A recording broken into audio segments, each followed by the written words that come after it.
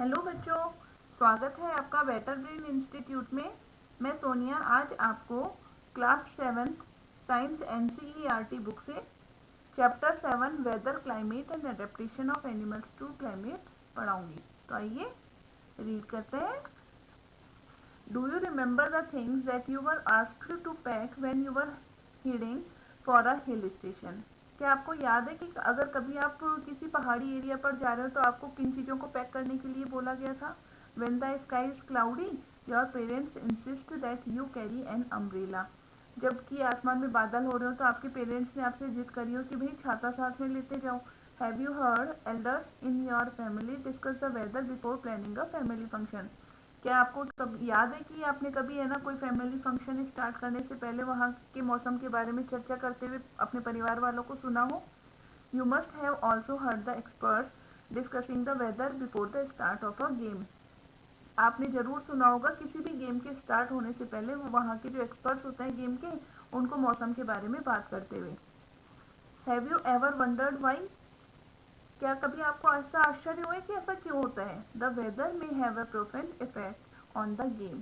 क्योंकि जो मौसम होता है उसका जो खेल के ऊपर बहुत ही प्रोफंड यानी प्रभावी, बहुत ही प्रभावी असर होता है। It has a profound effect on our lives. और इसका बहुत ही है ना ज़्यादा हमारी ज़िंदगी पर भी बहुत ही प्रभावी असर होता है। Many of our daily activities are planned based on the weather predicted for the day.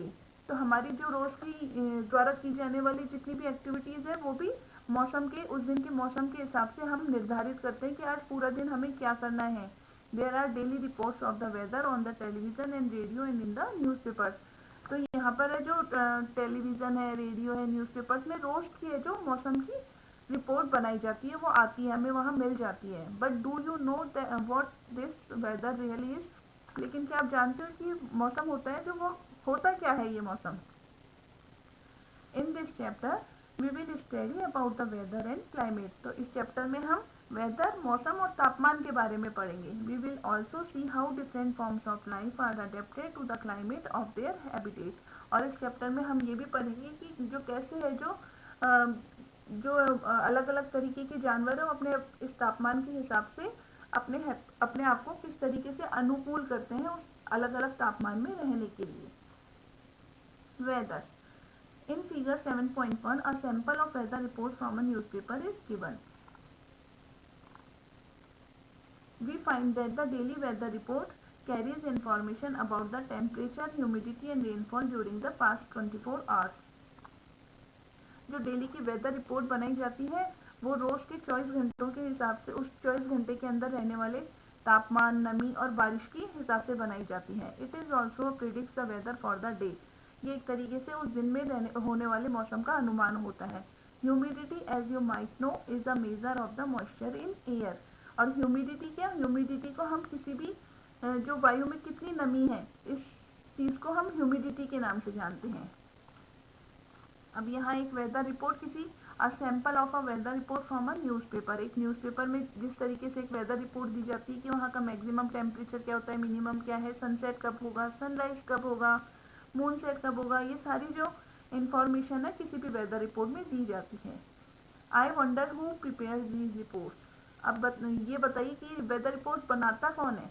तो the weather reports are prepared by the meteorological department of the government. तो गवर्नमेंट का एक मेट्रोलॉजिकल डिपार्टमेंट होता है, ये मौसम की रिपोर्ट्स को तैयार करता है। This department collects data on temperature, wind etcetera and makes the weather prediction. जो ये डिपार्टमेंट है, ये विभाग है जो तापमान, हवा, इन सब के आंकड़ों को है जो इकट्ठा करता है और फिर मौसम का जो पूर्वानुमान लगाता है।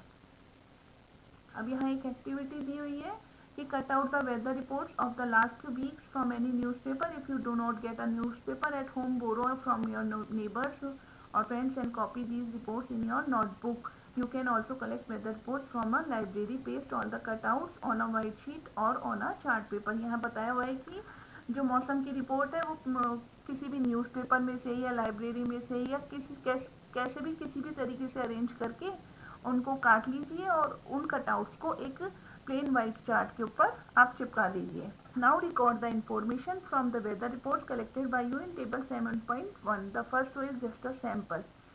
तो अब यहाँ पर एक टेबल दी हुई है, जितनी भी आपने कटआउट्स निकाले हैं जितने भी कटआउट्स आपने वेदर रिपोर्ट के निकाले हैं उनको आप इस टेबल के अंदर फिल कीजिए। तो इस टेबल में क्या दिया हुआ है, डेट, मैक्सिमम टेम्परेचर है, मिनिमम टेम्परेचर कितना है, मिनिमम ह्यूमिडिटी कितना है, मैक्स ह्यूमिडिटी, रेनफॉल। अब रेनफॉल है, rainfall may not be recorded for all the days since it may not rain every day. जो रेनफॉल है, बारिश है, रोज थोड़ी ना होती है, तो अगर किसी दिन हुई है तो वहाँ का या किसी दिन की रिपोर्ट में बारिश क्या आया है तो ये फिल करिए, वरना ये खाली भी रह सकता है और बाकी ये सारी चीज़ें फिल होंगी। तो rainfall is measured by an instrument called the rain gauge. Rainfall नापने के लिए एक इंस्ट्रूमेंट आता है, उपकरण, जिसको कि रेन गॉज के नाम से जाना जाता है। It is basically a measuring cylinder with a funnel on top to collect rain water. तो ये एक तरीके का है ना, जो सिलेंड्रिकल शेप में होता है, जिसके ऊपर की एक फनल लगाई जाती है, जिससे कि जो बारिश का पानी होता है वो इकट्ठा होता है। Do all the 7 days have the same maximum and minimum temperatures, humidity and rainfall? क्या इन 7 दिनों का जो अधिकतम और न्यूनतम तापमान है, नमी है, बारिश है, ये क्या सब बराबर है? The maximum and minimum temperatures recorded may be the same for some of the days. जो मैक्सिमम और मिनिमम टेम्परेचर होता है वो कुछ दिनों का सेम हो सकता है। However all the parameters are not the same on any 2 days। लेकिन फिर भी जो किसी भी वेदर रिपोर्ट के और सारे पैरामीटर्स होते हैं, ह्यूमिडिटी हो गया, रेनफॉल हो गया, ये फिर भी 2 दिनों के बराबर नहीं होते हैं, सबके अलग अलग होते हैं। Over a week there may be considerable variation. अगर पूरे सप्ताह का देखा जाए तो एक विचारणीय इनमें, मतलब देखने लायक अलग भिन्नता होती है इनमें, सब अलग अलग, हर दिन का अलग अलग टेम्परेचर, ह्यूमिडिटी, सब कुछ अलग अलग होता है। The day-to-day condition of the atmosphere at a place with respect to the temperature, humidity, rainfall, wind speed, etc. is called the weather at that place. तो तापमान, नमी, बारिश, हवा की गति आदि की वजह से किसी भी जगह के वायुमंडल में जो हर दिन आने वाले बदलाव को मौसम कहा जाता है। The temperature, humidity and other factors are called the elements of the weather.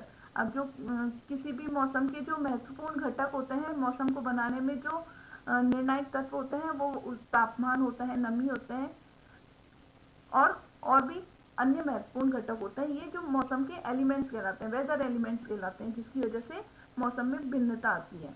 The weather of a place changes day after day and week after week. जो मौसम है किसी भी जगह का हर दिन और हर साथ, वीक टू वीक भी चेंज हो सकता है। That is why we often say today's weather is too humid. इसी वजह से हम कहते हैं कि आज का जो मौसम है वो बड़ा ही नमी वाला है, और the weather was warm last week, और पिछले वीक में था जो मौसम बहुत ही गर्म था। तो जो वेदर होता है वो डे टू डे चेंजेस होता है उसके अंदर। The weather is such a complex phenomenon that it can vary over very short periods of time.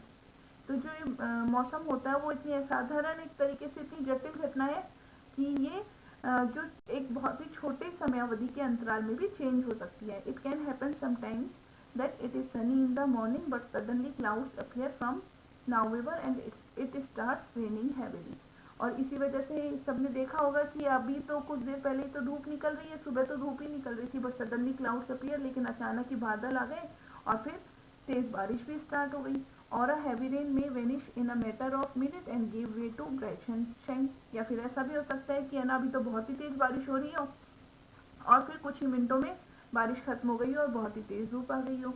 You must have had several such experience. हम सब ने कुछ ना कुछ इस तरीके के एक्सपीरियंसेस किए हैं। Try to recall any such experiences and share it with your friends. Since weather is such a complex phenomenon it is not easy to predict. इसी वजह से जो मौसम होता है वो इतनी जटिल घटने वाली घटना होती है कि उसे हम पूरी तरीके से प्रिडिक्ट नहीं कर सकते हैं, उसके बारे में हम पहले से ही नहीं बता सकते हैं। अब look at the graph given below which shows the maximum temperature recorded during 3 August 2006 to 9 August 2006 at Shillong Meghalaya. अब यहाँ शिलोंग मेघालय का 3 अगस्त से लेके 9 अगस्त तक का मैक्सिमम टेम्परेचर बताया हुआ है। ये टेबल आ गई और ये एक ग्राफ आया है जिसके अंदर इसके यहाँ मैक्सिमम टेम्परेचर्स आ गए और ये डेट्स आ गई है।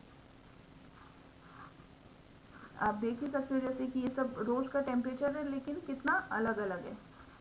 As it is clear from any weather report, the maximum and minimum temperatures are recorded every day.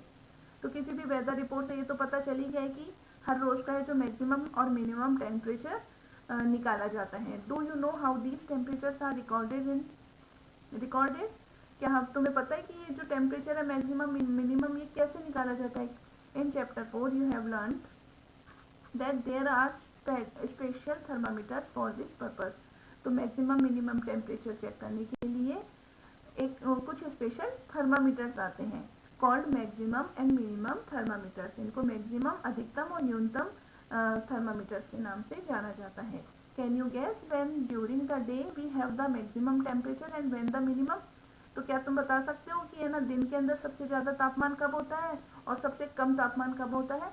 The maximum temperature of the day occurs generally in the afternoon while the minimum temperatures occurs generally in the early morning। तो जो दिन का अधिकतम तापमान है वो सामान्यतः दोपहर में होता है और सबसे कम तापमान होता है वो बहुत जल्दी सुबह में होता है। Can you now understand why in summers we feel so miserable in the afternoon and comparatively comfortable early in the morning? तो अब आपको समझ में आ ही गया होगा कि जो गर्मियों के अंदर जो धूप है दोपहर तो कितनी गर्म होती है और जो दोपहर की तुलना में जो सुबह का मौसम होता है वो कितना कंफर्टेबल होता है।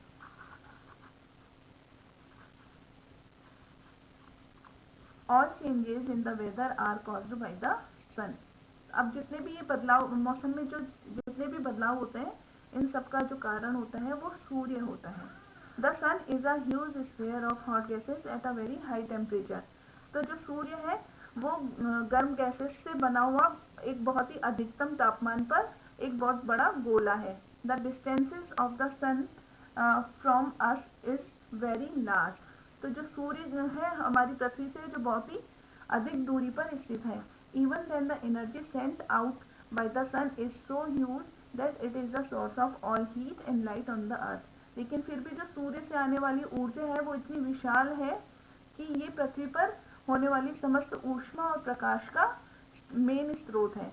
So the sun is the primary source of energy that causes changes in the weather.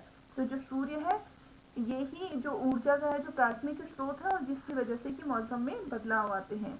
Energy absorb and reflects by the earth surface oceans and the atmosphere. जो सूर्य से निकलने वाली ऊर्जा है इसे पृथ्वी की सतह समुद्र और हमारे वायुमंडल के द्वारा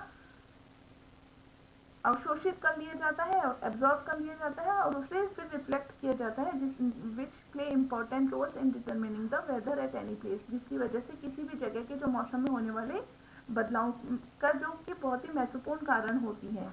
if you live near the sea, अगर आप किसी समुद्र के पास में रहते हैं you would have realised that the weather at your place is different from that of a place in a desert और नियर अ माउंटेन। तो अगर हम किसी समुद्र के आसपास वाली जगह पर रहते हैं वहाँ का तापमान किसी भी रेगिस्तान या पहाड़ पर रहने वाले तापमान से भिन्न होता है। What about the times of sunrise and sunset? अब सनराइज सूर्य के छिपने का और सूर्य के उगने का क्या समय होता है? You know that in winters it becomes dark early and you do not get much time to play. तो आपने देखा होगा कि जो सर्दियों में है वो दिन जल्दी ही ढल जाता है, अंधेरा जल्दी हो जाता है जिसकी वजह से खेलने का भी टाइम प्रॉपर नहीं मिल पाता है, दिन बहुत छोटे होते हैं सर्दियों में। और the day shorter in winter than in summer. तो क्या जो सर्दियों के दिन है वो गर्मी की तुलना में छोटे होते हैं? Try to find it out yourself by completing the project given at the end of the chapter। अब यहाँ है क्लाइमेट, तापमान। Meteorologist record the weather every day. तो जो हर दिन का जो मौसम का रिकॉर्ड कौन रखता है? मेट्रोलॉजिस्ट तैयार करते हैं। The records of the weather have been preserve for the past several decades. अब जो ये रोज का जो तापमान निकालते हैं इन रोज के तापमानों को कि जो एक रिकॉर्ड होता है उसको ये दशकों तक सुरक्षित रखते हैं। These help us to determine the weather pattern at a place. इन रिकॉर्ड्स की वजह से ही हमें किसी भी जगह का जो मौसम के बारे में पता चलता है। The average weather pattern take over a long time say 25 years is called the climate of the place. तो औसतन किसी भी जगह के लंबे समय तक जो मौसम वहाँ पर बना रहता है करीबन 25 साल तक, तो वो वहाँ का तापमान कहलाता है कि भाई काफ़ी, जैसे यहाँ का मौसम है जो हर रोज़ लगभग गर्म ही रहता है, तो अगर करीबन बहुत लंबे टाइम तक 25-30 साल तक ऐसा ही मौसम वहाँ का रोज़ का रहता है, तो ये कहा जाएगा कि वहाँ का क्लाइमेट है जो गर्म है. If you find that the temperature at a place is high most of the time, then we say that the climate of the place is hot. तो अगर हम ये देखते हैं कि किसी भी जगह का जो तापमान है वो काफ़ी लंबे समय तक गर्म रहता है, तो हम वहाँ का ये कहेंगे कि वहाँ का जो तापमान है वो गर्म होता है, वहाँ वो है एक गर्म प्लेस वाली जगह है. If there is also heavy rainfall on most of the days in the same place, और यदि किसी जगह पर है जो अधिकतर दिनों में बारिश होती है, then we can say that the climate of that place is hot and wet. तो हम ये कहेंगे कि वहाँ का जो क्लाइमेट है वो गर्म भी है और वहाँ बारिश भी ज़्यादा होती है.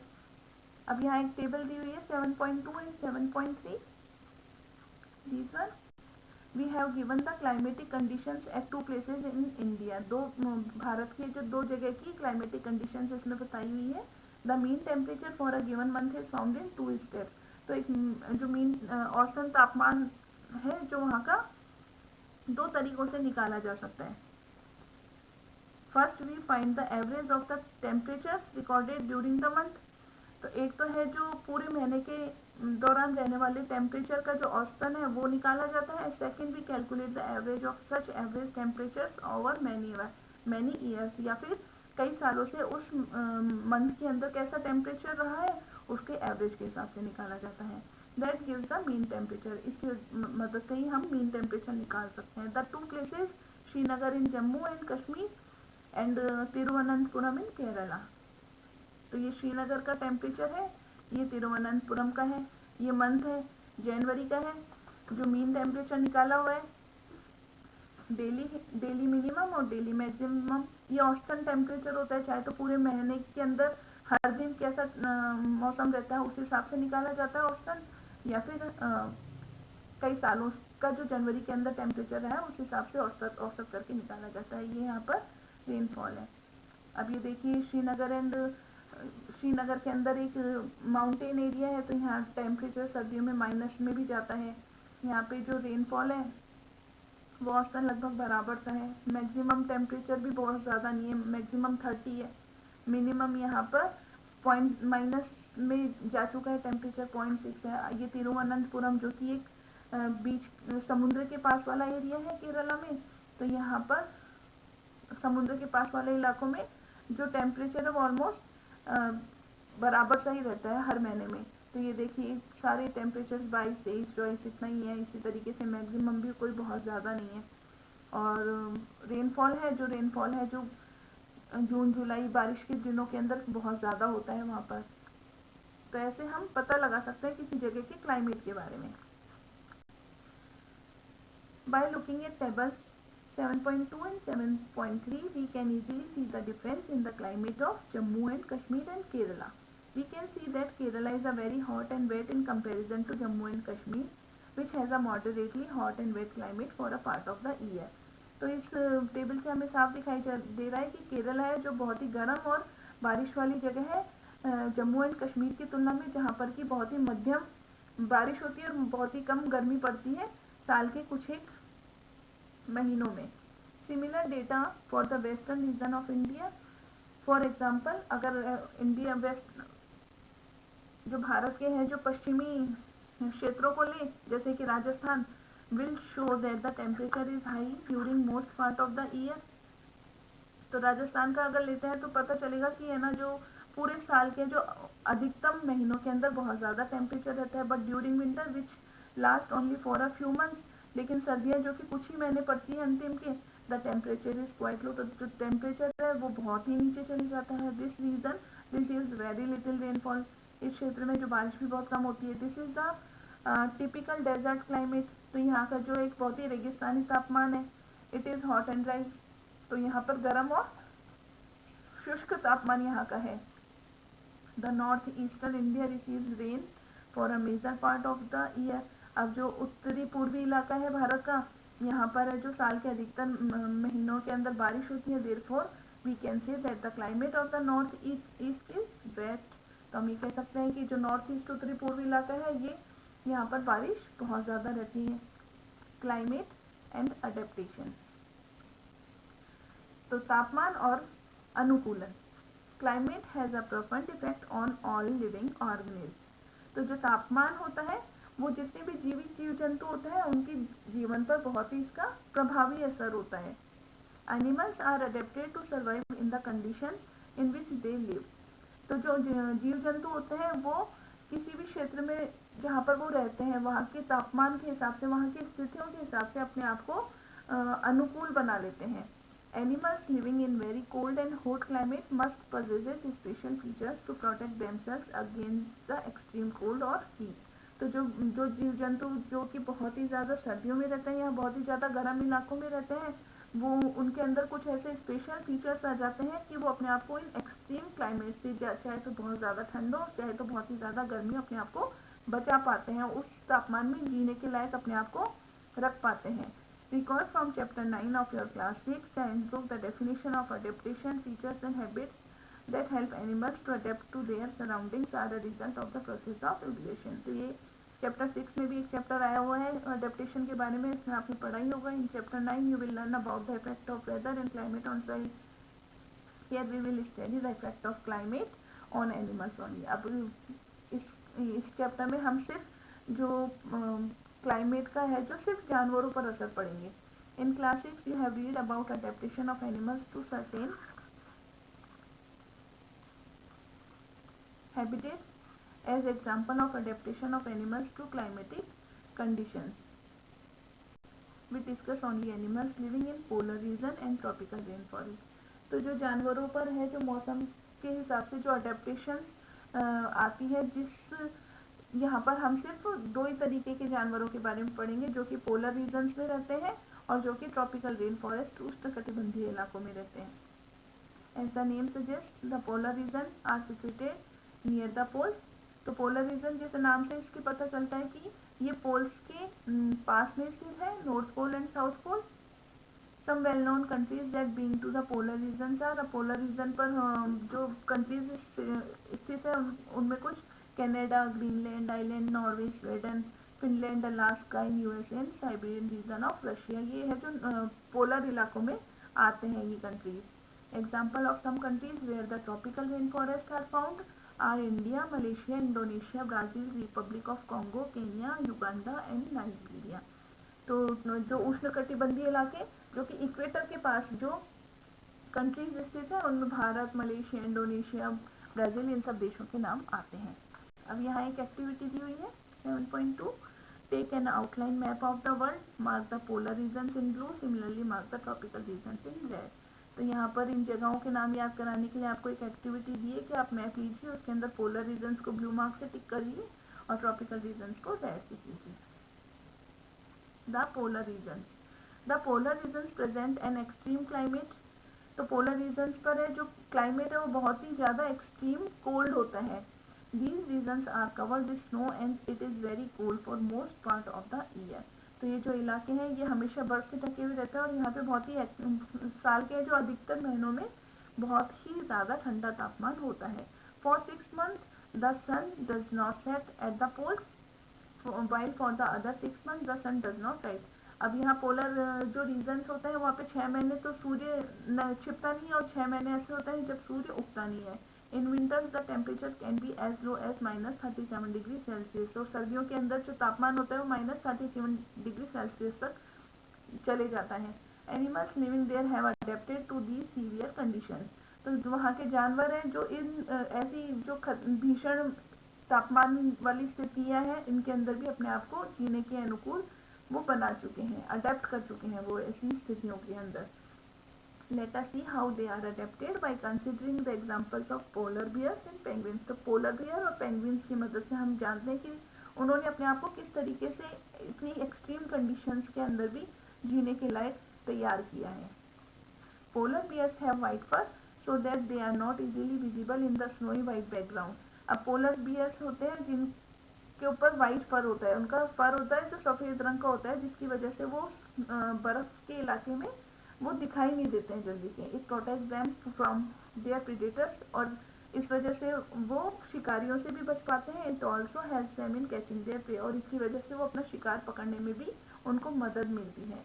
To protect them from extreme cold, तो बहुत ही अधिक ठंड से बचने के लिए उनकी बॉडी पर क्या अडेप्टेशंस हैं, they have two thick layers of fur. अब जो उनकी बॉडी पर जो फर होता है उसकी बहुत ही मोटी डबल लेयर होती है। They also have a layer of fat under their skin, और उनकी जो स्किन के नीचे है वो बहुत ही मोटी वसा की परत भी होती है। In fact they are so well insulated that they have to move slowly and rest often to avoid getting overheat. एक तरीके से वो उनका जो शरीर है वो इतना अच्छे तरीके से इंसुलेटेड यानी ऊष्मारोधी हो चुका होता है इस बनावट के कारण कि वो चलते भी बहुत धीरे हैं और वो अधिकतर आपको रेस्ट करते हुए पाए जाएंगे, टू अवॉइड गेटिंग ओवरहीटेड, ताकि उनका शरीर है जो बहुत ज़्यादा गर्म ना हो जाए। Physical activities on warm days necessitate cooling. अब गर्मी के दिनों में है उनको कुछ ऐसी एक्टिविटीज करनी पड़ती है जिसकी वजह से कि उनका शरीर है जो ठंडा रह पाए। So the polar bear goes for swimming, तो पोलर बियर इसके लिए स्विमिंग करना पसंद करते हैं। It is a good swimmer, ये एक अच्छे तैराक होते हैं। Its paws are wide and large, इनके जो पंजे होते हैं वो चौड़े होते हैं और बड़े होते हैं, which help it not only to swim well but also walk with ease in the snow. इस वजह से ये न केवल अच्छे से तैर पाते हैं बल्कि बर्फ के अंदर बहुत अच्छे से चल भी पाते हैं। While swimming under water it can close it's nostrils and can remain under water for long duration, और ये जो अपने आप को पानी के अंदर बहुत देर तक भी रख सकते हैं। इस वजह से ये अपने जो नथुनों को है, नॉस्ट्रल्स को है, वो काफ़ी टाइम तक सांस रोक कर ये रह सकते हैं। It has a strong sense of smell so that it can catch its pray for food. अब इनका जो सेंस, इनकी जो स्मेल सेंस होती है वो भी इतनी स्ट्रॉन्ग होती है कि ये अपने जो शिकारी को मतलब शिकार करने के लिए है ना आराम से ये सूंघ पाते हैं।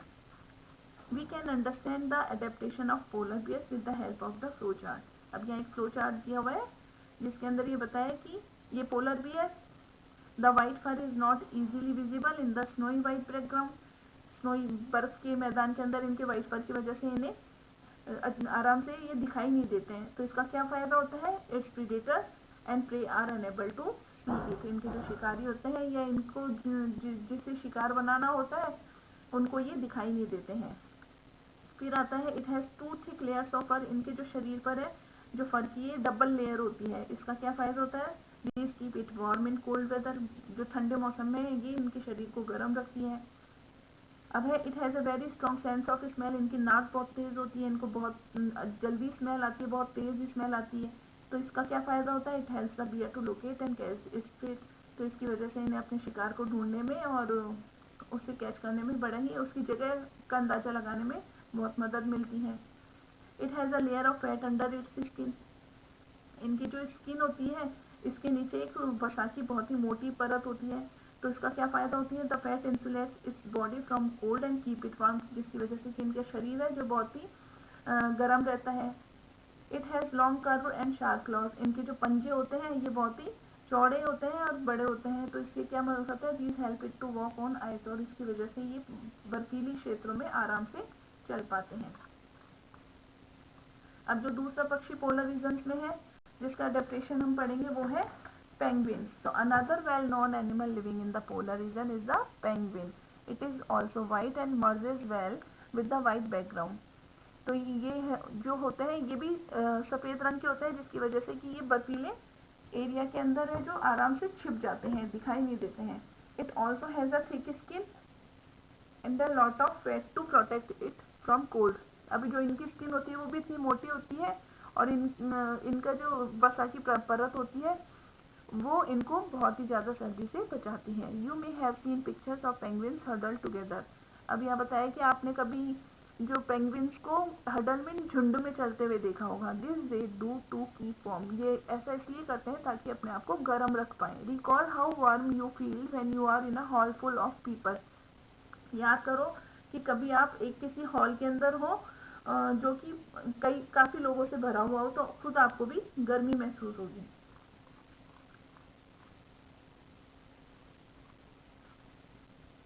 लाइक पोलर बियर्स penguins,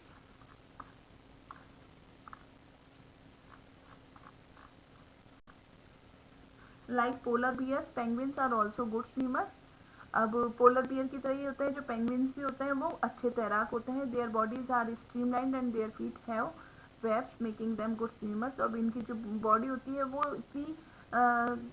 इतनी सुराही टाइप की, सीधी लचीली टाइप की होती है, और इनके जो पंजे होते हैं वो एक जालीनुमा, देखिए इस तरीके के पंजे होते हैं जो जिसकी वजह से ये अच्छे तैराक होते हैं. Other animals living in the polar regions are many types of fishes, musk oxen, reindeers, foxes, seal, whales and birds. और इसी तरीके से पोलर रीजन में रहने वाले और भी कई जानवर होते हैं, मछलियाँ, musk, reindeers, fox, seals, whales and birds होते हैं. It is to be noted that while fish can remain under cold water for long, तो जो बर्फीले इलाकों में रहने वाली मछली होती है वो अपने आप को कोल्ड वाटर में, बहुत ही ठंडे पानी में बहुत ज़्यादा टाइम तक नीचे रह सकती है. Birds must remain warm to survive. लेकिन जो पक्षी होते हैं वो अपने आप को, उनको गर्म रखने के लिए सर्वाइव करना पड़ता है. They migrate to warmer regions when winter sets in.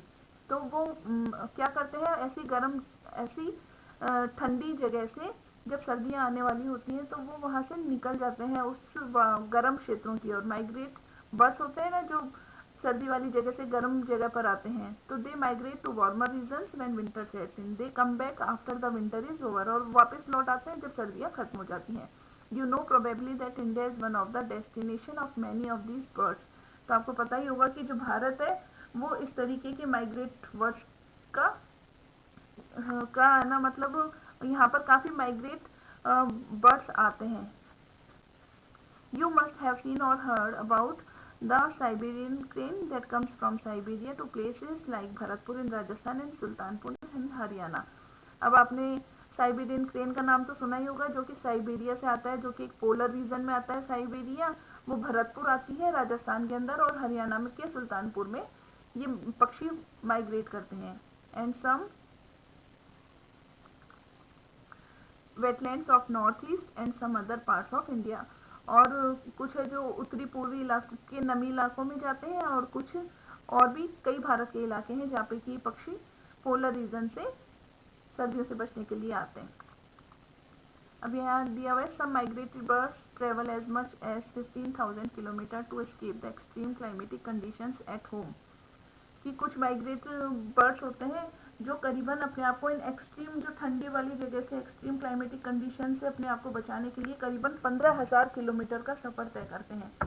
Generally they fly high where the wind flow is helpful and the cold conditions allow them to disperse the heat generated by their flight muscles.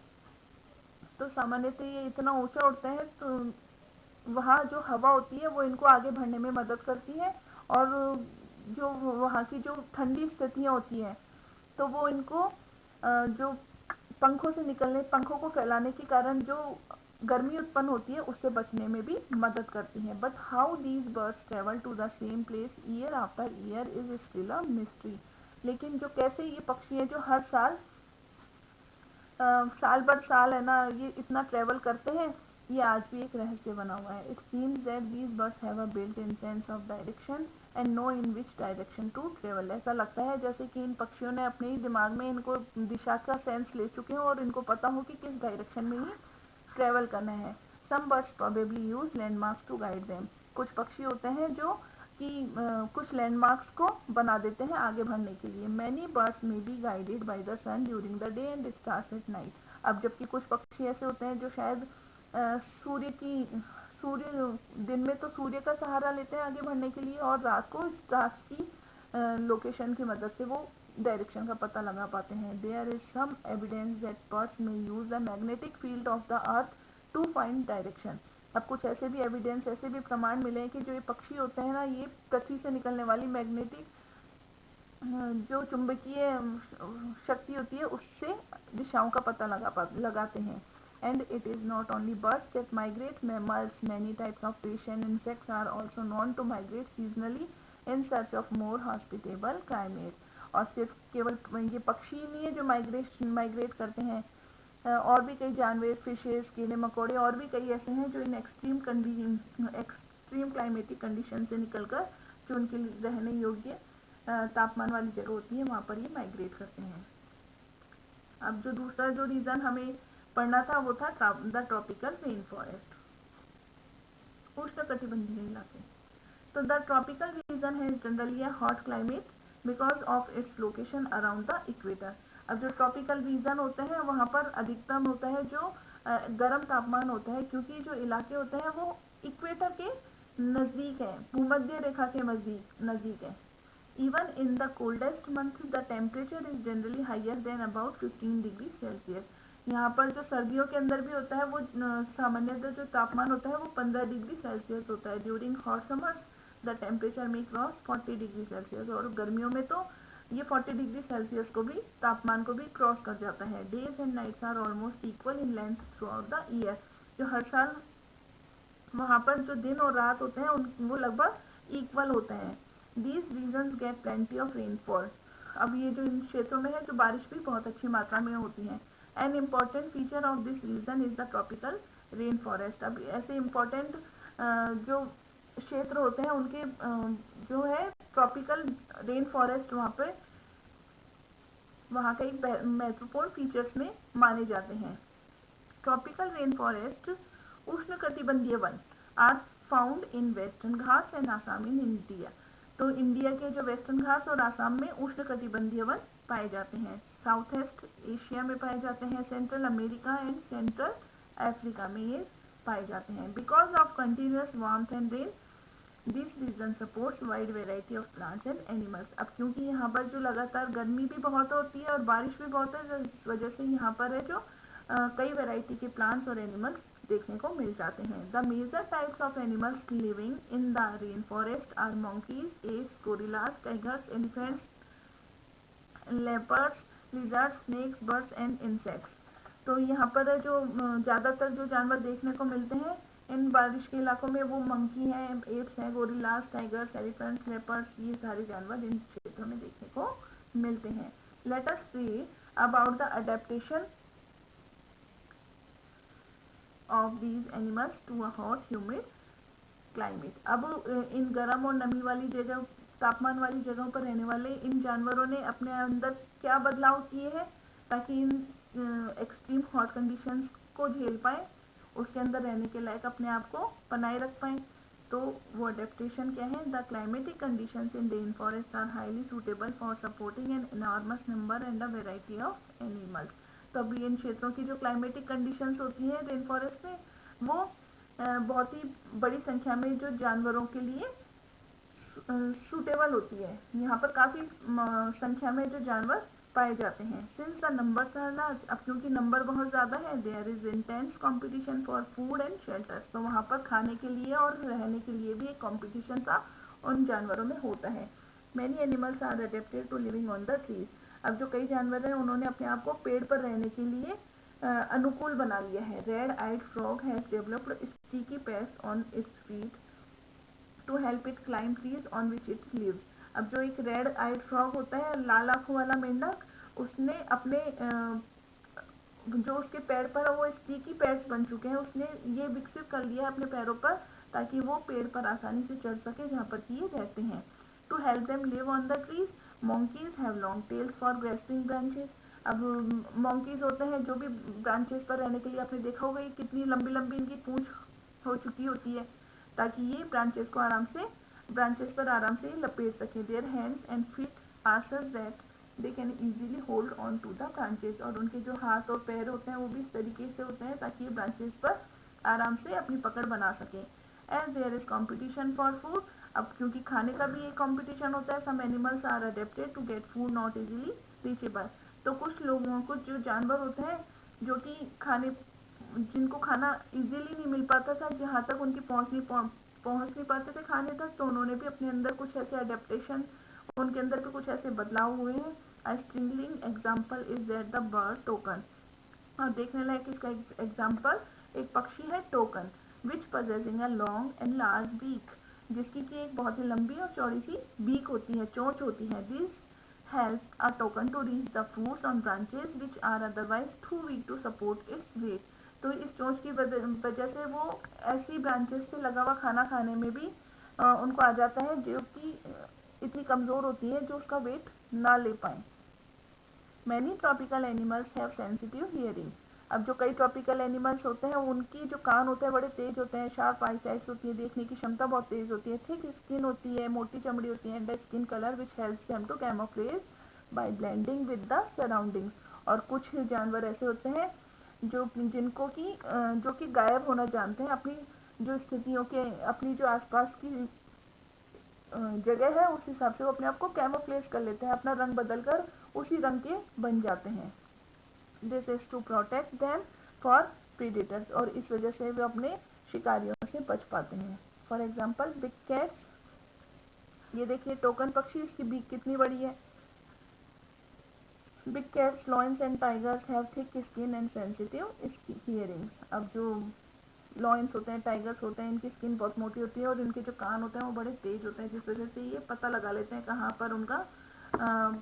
पर कोई जानवर छुपा हुआ है, या उस जानवर की जगह के बारे में पता लगा लेते हैं ताकि उसका वो शिकार कर सकें। The lion tailed macaque, also called beard ape, lives in the rain forest of Western Ghats.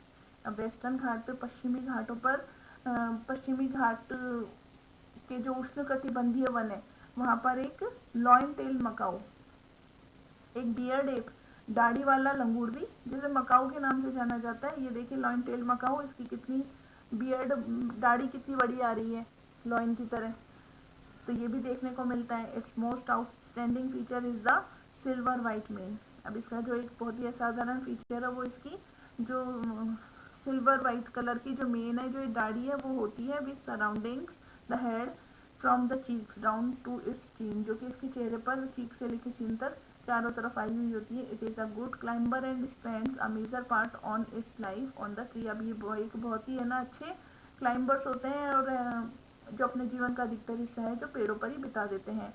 It feeds mainly on fruits, ये ज़्यादातर फल खाते हैं। It also eat seed, young leaves, stems, flower and birds. तो ये ज़्यादातर पेड़ पौधों से निकलने वाली चीज़ें, बीज, पत्तियाँ, स्टेम्स होते हैं, फूल होते हैं, वही खाते हैं। This beard ape also searches for insects under the bark of the trees. अब जो छोटी छोटी जो टहनियाँ होती हैं उनके नीचे जो कीड़े मकोड़े छुपे हुए रहते हैं उनको भी ढूंढ कर ही खा लेते हैं। Since it is able to get sufficient food on the trees, it rarely comes down on the ground. अब क्योंकि इनको पेड़ पौधों पर इतना इनको सफिशिएंट खाना मिल जाता है कि ये ज़मीन पर तो मुश्किल से ही आते हैं। Another well known animal of Indian tropical rain forest is the elephant. अब ट्रॉपिकल उष्णकटिबंधीय वन में देखने वाला एक और जो जानवर है जिसने अपने आप को इन स्थितियों में रहने के लिए अडेप्ट किया है वो है हाथी। It has adapted to the conditions of rain forest in many remarkable ways. अब जो इस हाथी ने भी अपने आप को बहुत ही असाधारण तरीके से इन क्षेत्रों में रहने के लिए अपने आप को अनुकूल बनाया है। लुक एट इट्स ट्रंक, इनकी जो सूंड को देखिए। It uses it as a nose because of which it has a strong sense of smell. अब ये इसको है ना एक बहुत ही नोज की तरह काम में लेते हैं, जिसकी वजह से इनकी जो स्मेल सेंस होती है बहुत ही स्ट्रॉन्ग हो जाती है। The trunk is also use by it for picking up food. अब ये जो सूंड को है जो खाना उठाने के लिए भी काम में लेते हैं। Moreover its tusk are modified teeth. अब इसके जो निकलने वाले हाथी के दांत वो भी मॉडिफाइड हो चुके हैं। These can tear the bark of trees that elephants loves to eat. अब ये जो जानवर होते हैं जो टहनियों को तोड़ के खा पाते हैं इन दांतों की वजह से ही। So the elephant is able to handle the competition for food rather well. और इन अडेप्टेशंस के कारण ये जो एलिफेंट भी होते हैं इन उष्णकटिबंधीय वनों में, इनको खाने के लिए इतना ज़्यादा कंपटीशन नहीं करना पड़ता है। Large ears of the elephant help it to hear even very soft sounds. अब जो बड़े इन एलिफेंट्स के जो बड़े बड़े कान होते हैं इसकी वजह से बहुत छोटी से छोटी आवाज़ भी आराम से सुन लेते हैं। They also help the elephant to keep cool in the hot and humid climate of the rain forest. अब जो ऐसी जगह के जो गर्म और नमी वाला तापमान होता है, ऐसी जगह पर ये कानों की वजह से अपने आप को ठंडा भी रख पाता है। आपने देखा होगा हाथी कैसे कान हिला के हवा करता रहता है। तो इस तरीके से जो हर क्लाइमेट के हिसाब से जो वहाँ पर रहने वाले जानवरों ने है अपने आप को उस मौसम के अनुकूल बनाया है। तो ठीक है बच्चों, आज ये चैप्टर हमारा पूरा होता है। आई होप आपको ये चैप्टर समझ में आया हो। अगर आपको समझ में आया हो तो प्लीज़ कमेंट करके मुझे ज़रूर बताएं और मेरे वीडियो को लाइक करें, मेरे चैनल को सब्सक्राइब करें, क्योंकि आगे भी मैं इसी तरीके से काफ़ी चैप्टर्स एनसीईआरटी बुक के जो चैप्टर्स हैं उनको रीड कराऊंगी। तो थैंक यू वेरी मच।